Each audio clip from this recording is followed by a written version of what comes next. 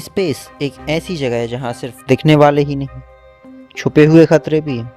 आपने space mission की thrilling visuals तो देखे होंगे, कैसे एस्ट्रोनॉट्स जीरो ग्रेविटी में फ्लोट करते हैं, अर्थ के स्टनिंग व्यूज। बट क्या आपको अंदाजा है कि इस जोखिम भरे सफ़र की कितनी भारी कीमत चुकानी पड़ती है, बावजूद इसके कि आप सही सलामत वापस आ जाते हैं। और यदि कुछ गड़बड़ हो गई तो फिर जान ही कीमत होती है। जैसे ही एक एस्ट्रोनॉट अर्थ के एटमॉस्फेयर से बाहर निकलता है, उसकी बॉडी और माइंड दोनों एक खतरनाक लड़ाई लड़ने लगते हैं। मसल्स वीक होने लगती हैं, डेंजरस रेडिएशंस का सामना करना पड़ता है और एक्सट्रीम आइसोलेशन तो होता ही है। क्या हम स्पेस में सरवाइव करने के लिए बने हैं या फिर वह एक इम्पॉसिबल चैलेंज है? आइए कुछ चैलेंजेस के बारे में जानते हैं। Microgravity, the ultimate cause of body's weakness. Gravity earth पर हमें स्ट्रॉन्ग रखती है, बट स्पेस में माइक्रोग्रेविटी की वजह से एस्ट्रोनॉट की बॉडी पर बहुत बुरा असर पड़ता है। Now a question comes here कि माइक्रोग्रेविटी क्या होती है। माइक्रोग्रेविटी एक ऐसी कंडीशन होती है जब objects and people weightless feel होने लगते हैं।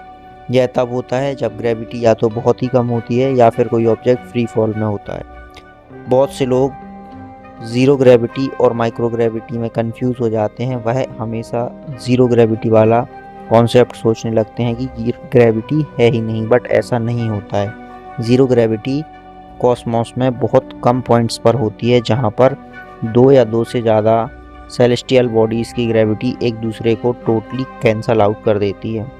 सो ग्रेविटी ना होने की वजह से बॉडी फ्लूइड्स सिर्फ हेड की तरफ शिफ्ट होने लगते हैं, जिसकी वजह से एस्ट्रोनॉट्स का फेस फूलने लगता है, सूजने लगता है एंड आइस में भी स्ट्रेन हो जाता है। कभी कभी विजन प्रॉब्लम्स परमानेंट भी हो जाती हैं। मसल्स एंड बोन्स भी वीक हो जाती हैं क्योंकि स्पेस में रेजिस्टेंस नहीं होता। According to a research, astronauts हर महीने 2% बोन डेंसिटी लूज करते हैं। इस वजह से उनको पर डे एटलीस्ट 2 आवर तो एक्सरसाइज करनी ही पड़ती है ताकि डैमेज को मिनिमाइज किया जा सके। Second challenge, space radiation, the invisible threat. Earth पर हमारा एनवायरनमेंट हमें डेडली कॉस्मिक रेडिएशन से प्रोटेक्ट करता है, बट स्पेस में astronauts directly high frequency radiation face करते हैं जो उनके डीएनए को तक डैमेज कर सकता है। उन्हें कैंसर होने के चांस इंक्रीज हो जाते हैं एंड एजिंग फास्ट हो जाती है। जो एस्ट्रोनॉट्स मार्स पर जाएंगे उनको अर्थ के कंपैरिजन में 250 टाइम्स ज़्यादा रेडिएशंस फेस करने पड़ेंगे। Scientists advance space suit and spacecraft shielding पर काम कर रहे हैं, बट अभी भी यह रिस्क काफ़ी बड़ा है। इमेजिन कीजिए कि आपको एक बड़े से कमरे में लॉक कर दिया जाए जहां से आप बाहर नहीं निकल सकते, एक सेकंड के लिए भी नहीं, और ना ही कोई आपसे मिलने आ सकता है और ना ही बात करने के लिए आपके पास कोई इंसान है। तो आप कैसा फील करेंगे? कुछ ऐसा ही होता है एस्ट्रोनॉट्स के साथ जब एक स्पेसक्राफ्ट में वह होते हैं। टोटली पैक्ड, फ्रेश एयर भी अवेलेबल नहीं होती, ना ही किसी फैमिली मेम्बर से कोई रियल टाइम कनेक्शन होता है, ना ही फिजिकल कनेक्शंस होते हैं किसी से। बस कुछ गिने चुने क्रू मेंबर्स होते हैं, वो भी अपने अपने कामों में बिजी। इस आइसोलेशन की वजह से एस्ट्रोनॉट्स को sleep disorder, stress and depression जैसी बीमारियां हो सकती हैं।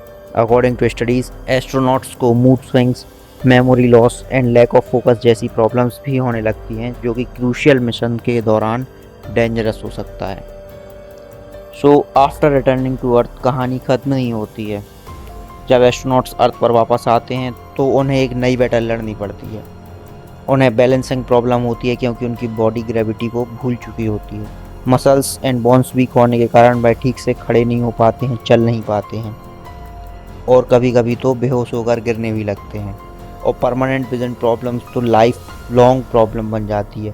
क्या स्पेस ट्रैवल सिर्फ कुछ सिलेक्ट लोगों के लिए पॉसिबल हो पाएगा, या फिर साइंटिस्ट एक दिन ऐसे सॉल्यूशन डेवलप कर लेंगे जो ह्यूमन को स्पेस में सरवाइव करने का चांस देंगे? What is the future? दुनिया भर के साइंटिस्ट इन चैलेंजेस के सॉल्यूशन को फाइंड करने के लिए रेस कर रहे हैं। वह इवन साइंटिस्ट डीएनए मॉडिफिकेशन पर भी वर्क कर रहे हैं। अगर हमें स्पेस को अपना घर बनाना है तो हमें अपनी बॉडी एंड माइंड को एवॉल्व करना होगा ताकि हम स्पेस रेडी बन सकें। स्पेस ट्रैवल सिर्फ एक एडवेंचर नहीं बल्कि ह्यूमैनिटी का सबसे बड़ा टेस्ट भी है। क्या हम एक न्यू स्पेस सिविलाइजेशन बनने के लिए रेडी हैं, या यह सिर्फ एक सपना है? अगर आपको चांस मिलता है तो क्या आप स्पेस ट्रैवल करना चाहेंगे? कमेंट्स में ज़रूर बताएं। यदि आपको वीडियो इन्फॉर्मेटिव लगता है, इंटरेस्टिंग लगता है, तो वीडियो को लाइक करें अपने दोस्तों के साथ इसे शेयर करें। साथ ही ऐसे ही माइंड ब्लोइंग स्पेस कंटेंट के लिए चैनल को सब्सक्राइब करें। Thanks for watching this video. That's all for today. मिलते हैं नेक्स्ट वीडियो में, तब तक के लिए बाय। Being something.